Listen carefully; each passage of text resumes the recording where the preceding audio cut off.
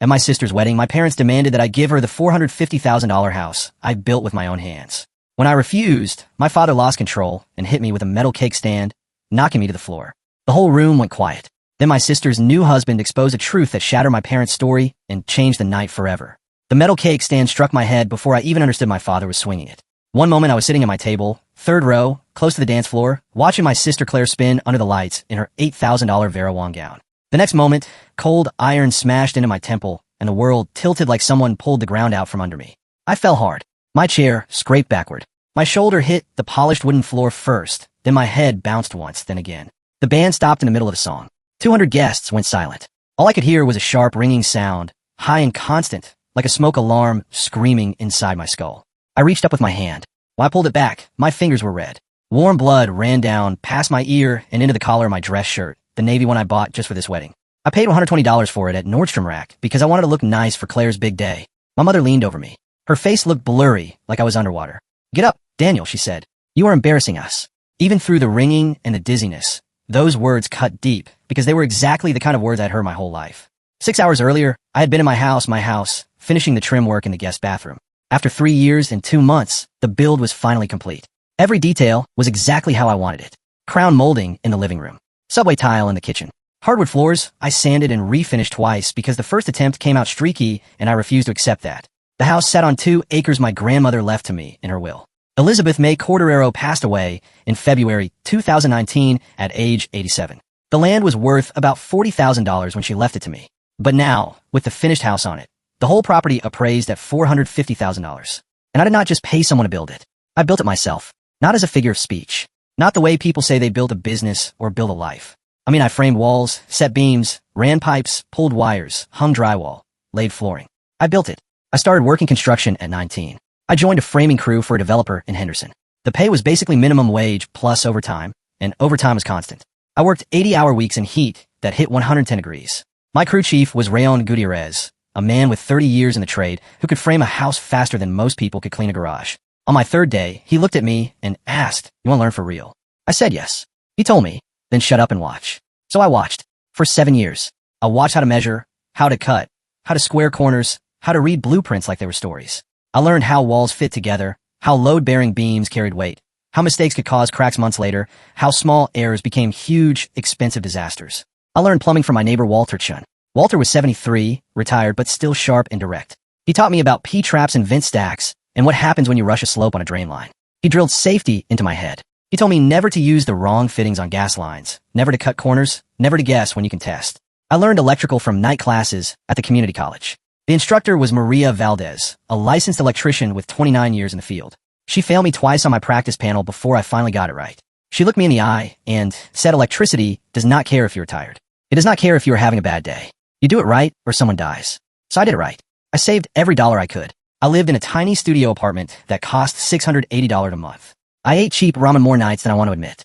I drove a 2004 Honda Civic with 240,000 miles on it. I did not date. I did not take vacations. I did not spend money on anything that was not work, tools, materials, or savings. My parents helped one time. They lent me $10,000 for the foundation and framing lumber. I paid them back in 8 months. Every penny, plus interest. I made sure of that because I already knew how money gifts in my family could become strings, and I refused to have strings attached to my house. That house was mine. Every square foot. Every nail, every blister, every cut on my hands, every ache in my back, all of it. At 2:30 p.m. that day, I showered, put on my Navy suit, and drove to the Riverside Grand Hotel for Claire's wedding reception. Claire looked beautiful. I will not deny that. She was 26, my younger sister, blonde hair pinned up in a careful style that looked expensive and perfect. She also had a life that looked shiny from the outside. She worked at an investment firm downtown. She drove a BMW 5 Series. She always had her nails done and her hair styled. People liked her. She knew how to smile in a way that made others feel lucky to be included. Her fiancé was Marcus Reed. I actually like Marcus. He seemed straightforward and honest. He did not act fake. He asked real questions. He listened. He looked people in the eye. If I was choosing to match, I would have said Claire found a good man. The ceremony itself was normal. Traditional music. Claire cried. Marcus cried. My mom cried. The kind of crying that says, look at my perfect family. Look at my perfect moment. It all felt like standard wedding emotion. The reception started at 6 p.m. The ballroom looked like a Pinterest board came to life. White roses everywhere. String lights above. Tall centerpieces that probably cost $300 each. 16 tables, 12 guests per table. A live band. An open bar. I had contributed $5,000 to this wedding. My parents asked for help and said Claire needed it.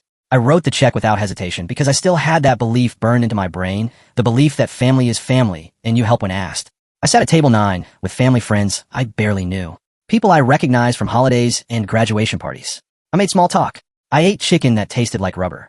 I drank mediocre Cabernet and tried to relax. At 7:45 p.m., my parents walked up to my table. Robert and Helen Corderero. Dad was 58. He worked as a real estate agent and drove a Lexus he could not truly afford. He had always cared about appearances. Mom was 56, worked part-time at an interior design firm, and had opinions about how everyone else should live their life, especially me. Daniel, we need to talk, Mom said. Her voice had that tone she used when she wanted something, but planned to act like she was being reasonable. Dad pulled out a chair and sat down heavily like he owned the space. Your sister needs a house, he said. I set my wine glass down. Okay, I said. There are plenty for sale. Interest rates are decent right now. Dad leaned in. We want you to give her yours. For a second, my brain refused to accept the words. The table went quiet. The woman next to me, a friend of my mother's, suddenly stared at her dessert plate like it contained the secrets of the universe. I actually laughed because it sounded so ridiculous. What? I said. My house. Yes, Mom said calmly. The house you built. Claire needs it more than you do. My stomach dropped. That cold, sick feeling hit me. The feeling you get when you realize someone is serious about something completely unreasonable. You are serious, I said. Completely, Dad replied. Mom folded her hands like she was explaining math to a child. You are single. Claire is starting a family. She needs space, a yard, stability. I stared at her. I spent 3 years building that house. 3 years. Dad cut in, and we helped you. You lent me $10,000, I said. I paid it back with interest 8 months later. Mom lifted her chin. We gave you the land. No, I said. Grandma left me that land in her will. I have the documents notarized and filed with the county recorder. My grandmother had been very specific. She left her house to my parents. She left $40,000 in savings split equally between me and Claire. She left the vacant land to me alone. Dad's eyes narrowed. That land should have been divided equally. Then you should have told Grandma that before she died. Mom said sharply. My chest tightened. I thought about the years I worked, the sweat, the sacrifices, the nights I fell asleep with sawdust still in my hair because I was too tired to shower. I thought about the pride I felt each time a room finally looked finished. I kept my voice controlled, but it took effort. No, I said. I will not give Claire my house. Mom's face hardened into something cold. We are asking you to do the right thing, she said. The right thing is for Claire to buy her own house, I said like I did. She cannot afford it, Mom snapped. Then she waits, saves, works like I did. Mom looked at me like I was speaking another language. You do not understand. I understand perfectly, I said. You want me to hand over 3 years of my life because Claire did not plan ahead.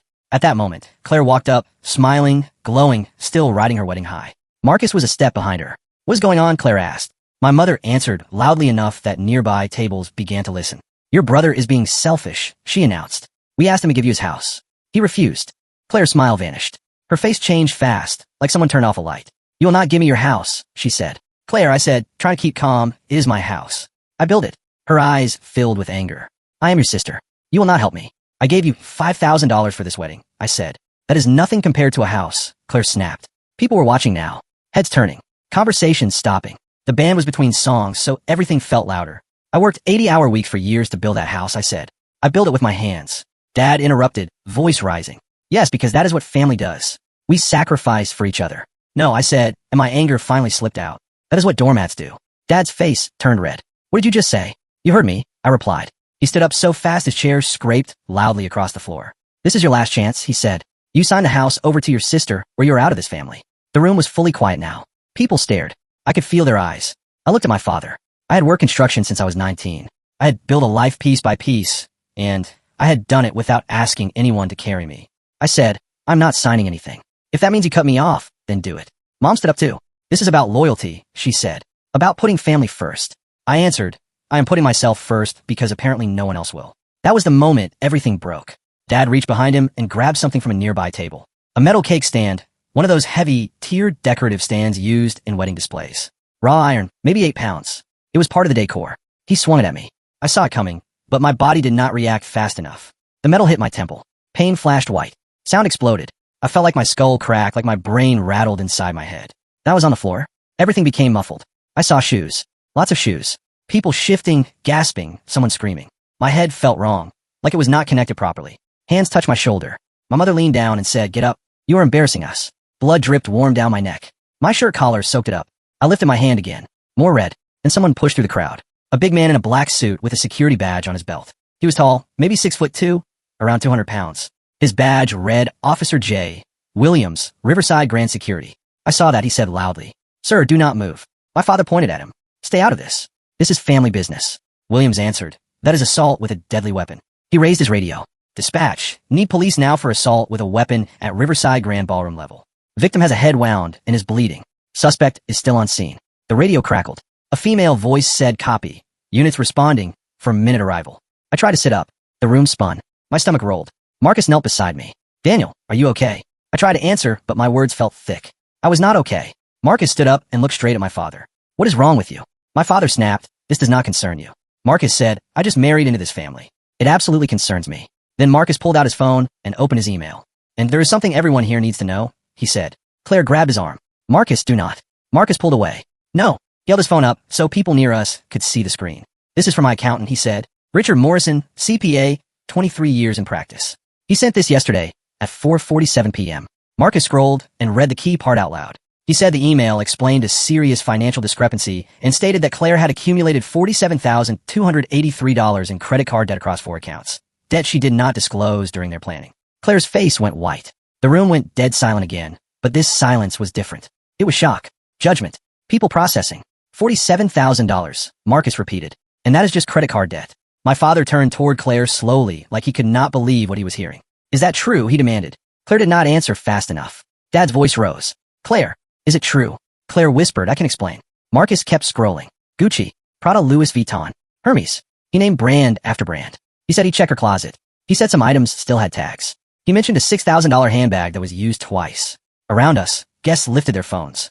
Recording. Taking pictures. The red recording light on one phone was clearly visible. Outside, sirens grew louder.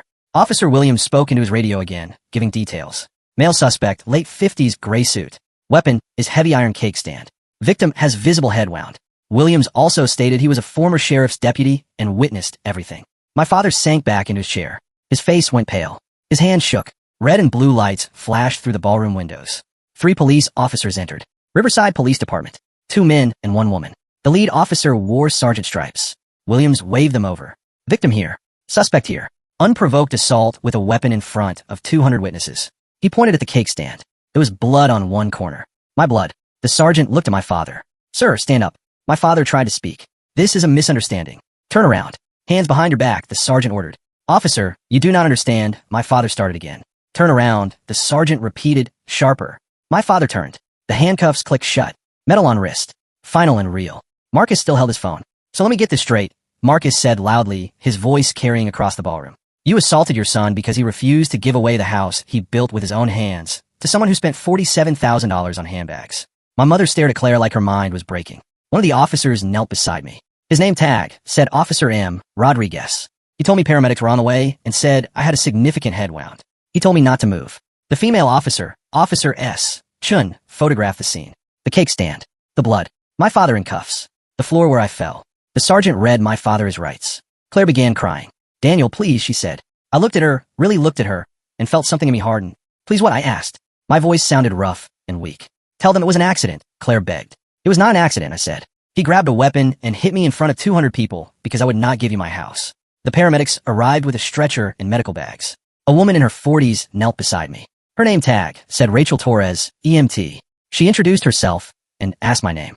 I told her. She asked me what day it was. I tried to answer, but my brain was slow. I said Saturday, then I corrected myself, then I said it was my sister's wedding day. Rachel gave a small professional smile and said that was good because it meant I was oriented. She checked my pupils with a light and said she suspected a concussion and needed to transport me to the hospital to assess the wound properly. They helped me onto the stretcher. The moment they lifted me, the room spun and my stomach lurched. As they rolled me toward the exit, I passed my father in handcuffs. He would not look at me. Williams was giving his statement to the sergeant. Guests were being questioned. My mother stood frozen, pale, trembling. Claire sobbed into Marcus's chest. Marcus looked stunned, like he could not believe his wedding night turned into this. They wheeled me through the lobby past the check-in desk and the concierge, who looked horrified. A family checking into the hotel stared as I rolled by strapped to the stretcher, blood-soaked and dizzy. The ambulance waited outside. They loaded me in. Rachel climbed in and started in 4. She said they were taking me to Riverside Memorial because they had good neurological care. The doors shut. Sirens and lights. The ambulance pulled away from my sister's wedding reception. The emergency room was chaos. Saturday night crowds. Drunk driving victims, fights, overdoses. They triaged me quickly because head wounds look dramatic and can hide serious danger. Dr. James Park examined me. He looked early 40s, exhausted but focused. His badge showed he was an attending physician in emergency medicine. He had me follow his finger. Left, right, up, down. He asked if I felt nauseous or dizzy. I said yes. He ordered a CT scan to rule out skull fracture or brain bleeding. They took me to radiology and slid me into the machine. The tech told me to hold still. The scanner hummed and took images of my head. About 20 minutes later, I was back in the ER bay. Dr. Park returned with a tablet. Good news, he said. No fracture, no bleeding. You have a moderate concussion and a 2-inch laceration that needs staples. I heard the word staples and felt sick. He said 6 staples would likely be enough and explained the wound was too deep for glue and too jagged for stitches. He numbed my scalp with lidocaine. It burned. Then he stapled the cut shut. 6 metallic clicks. 6 sharp tugs. He gave me discharge instructions. Follow up with a primary care doctor in 5 days. Return immediately if symptoms worsen, especially severe headache, vomiting, confusion, or loss of consciousness. Then he asked if I had someone who could drive me home. I said I would call my neighbor. A detective arrived. Mid-40s, salt, and pepper hair tied back, badge on her belt. Her name, tag, read Detective Maria Sullivan, Riverside Police. She said she needed my statement. Dr. Park told her to keep it brief because I needed rest. Detective Sullivan asked if I consented to a recorded statement. I said yes. She stated the date and time for the recording and asked me to explain what happened. So I told her everything. The conversation, the demand, my refusal, my father's threat, the moment he grabbed the cake stand and hit me. She asked if my father threatened me before the strike. I repeated his word about giving me one last chance and saying I was out of the family. She asked if I felt my life was in danger. I said I felt my skull crack open and that felt like danger to me. She told me they had Williams' statement and around 40 cell phone videos from guests. 40, I repeated, stunned. She said my father was booked for assault with a deadly weapon and bail would be set Monday morning. She asked if I wanted a restraining order. I said yes. She said I would receive a temporary order within 48 hours and handed me her card. She told me to call if I remembered anything else or if my father contacted me. Then she left. Dr. Park discharged me with concussion protocol papers and a prescription for pain medication. I called Walter Chun, my neighbor, the retired plumber who taught me so much. He answered quickly. I told him I needed a ride from Riverside Memorial. He asked what happened. I said it was a long story and asked if he could come anyway. Walter said he would be there in 20 minutes. Walter arrived in his old truck, a faded blue 2008 Ford F-150. He took one look at me, my bloody shirt, the staples, the hospital bracelet, and said nothing. He just helped me into the passenger seat. We drove in silence for 10 minutes. Finally, Walter asked, your parents? I said, my father. Walter asked why. I said, because I would not give Claire my house. Walter was quiet again, then said slowly, the house you built. Yes, I said. The house you worked on for 3 years with your own hands. Yes. Walter pulled in my driveway and looked at me. Your father is a fool, he said.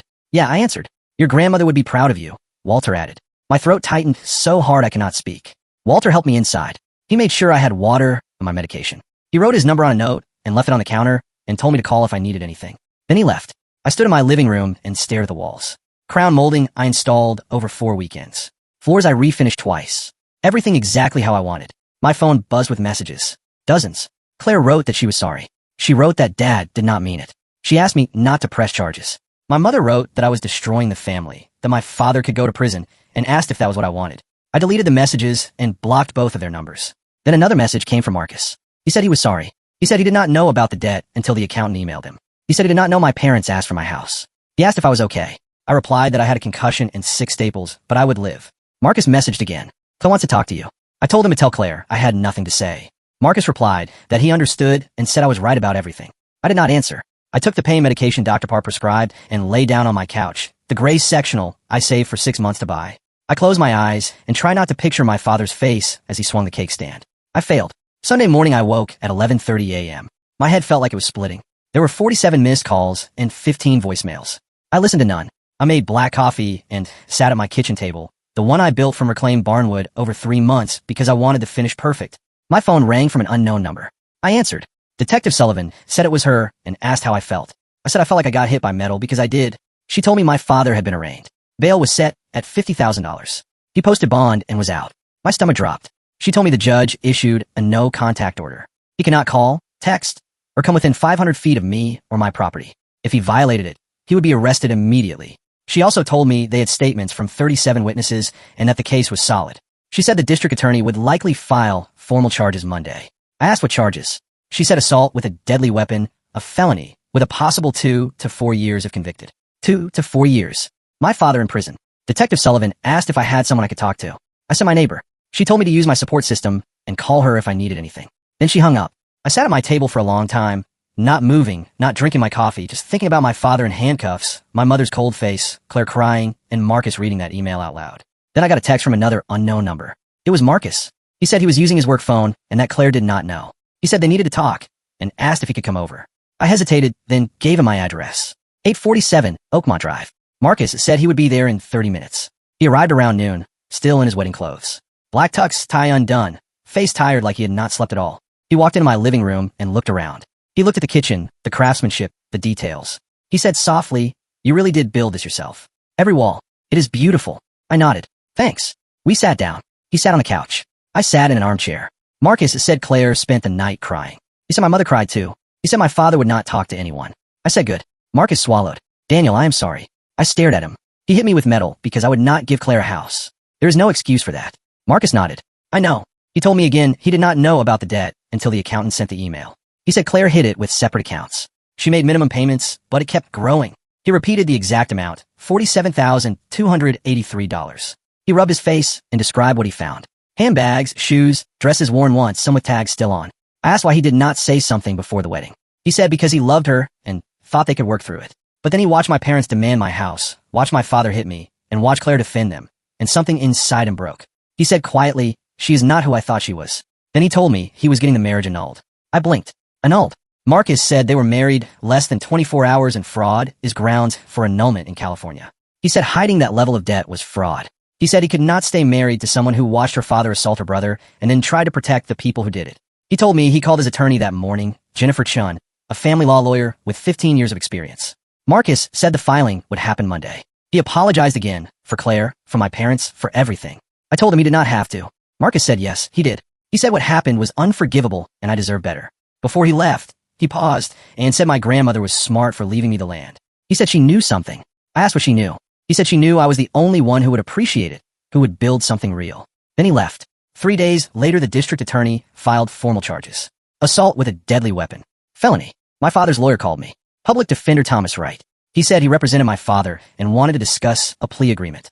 I told him no. He said he understood I was angry. I said my father assaulted me in front of 200 people because I refused to give away my house. There was no plea. The lawyer said my father was willing to apologize, pay the medical bills, and attend anger management. I told him no again. I said my father made choices. He grabbed a weapon. He swung it at my head. Now he lives with consequences. I hung up. Detective Sullivan called later and said a preliminary hearing was scheduled for October 15th. She told me I would need to testify. I said I would be there. She warned the defense would try to frame it as a family argument, claim my father was upset, acted rashly, and did not intend serious harm.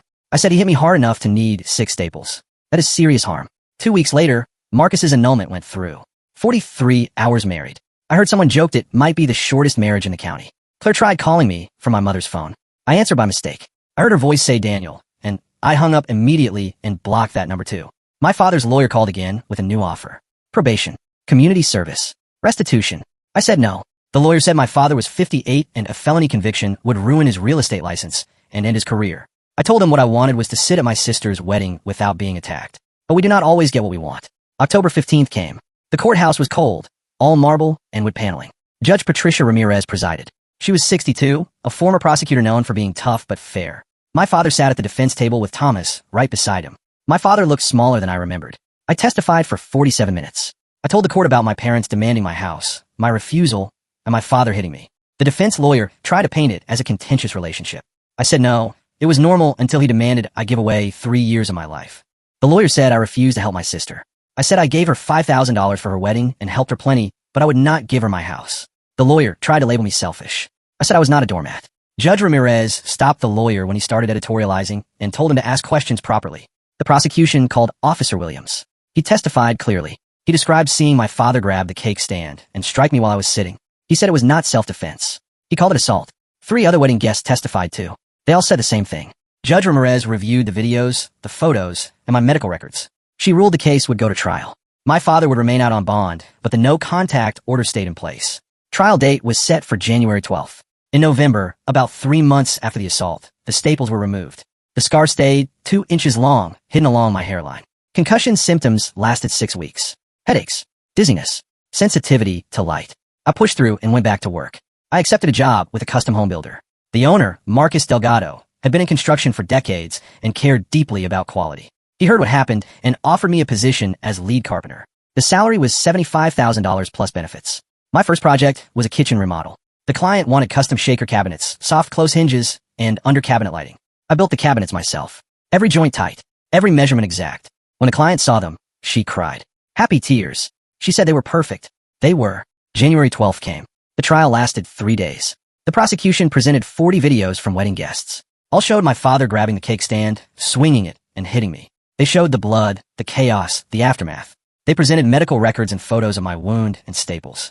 The defense argued it was a family dispute, and my father lost control for a moment without intent to cause serious harm.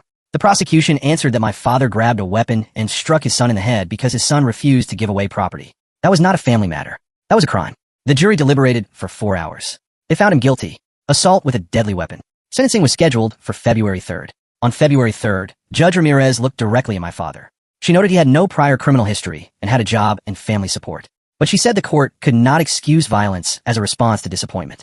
She said my house was mine, built by me, and my father had no right to demand it and no right to attack me when I refused. She sentenced him to 2 years in county jail, suspended, 5 years probation, 500 hours community service, anger management classes, and restitution for my medical bills. Then she asked if I wanted to speak. I stood. I said my father taught me some useful things growing up, like how to change a tire and how to handle disappointment. Then I said he also taught me something terrible, that family can betray you, that love can come with conditions, and that I was only valuable if I gave away what I built. I said I did not forgive him. Maybe someday, but not that day. That day, I just want to go home to the house I built and lock the door. Then I sat down. 6 months later, in August, I sat on my back deck in the evening. I built the deck myself the month before, cedar planks, matching rail, string lights overhead. Crickets chirped. Fireflies flickered in the distance. Walter sat across from me with a beer. His old Ford truck was in my driveway like always. He looked around and said I did good work. I thanked him. He said again that my grandmother would be proud. Then my phone buzzed with an email. It was from Marcus, my former brother-in-law, for 43 hours. He said he thought I should know that Claire filed for bankruptcy last month. He said my parents were helping her through it. He also said none of them asked about me. I deleted the email. Walter watched me do it and said one word. Family. I let out a short laugh. Not a bitter laugh. A real one. The house behind me glowed with warm light in every window. Crown molding. Hardwood floors. Subway tile. Every detail done right. Mine. They tried to take it. They failed. Walter asked if I was okay. I looked at him, my neighbor who taught me plumbing, who picked me up from the hospital, who never demanded I sacrifice my life to prove loyalty. Yeah, I said, I am okay. And I meant it. The house stood behind me, solid and real. Built with my hands, my sweat, my time. They wanted me to give it away like it meant nothing, but it meant everything. They wanted to break me, but I was still here.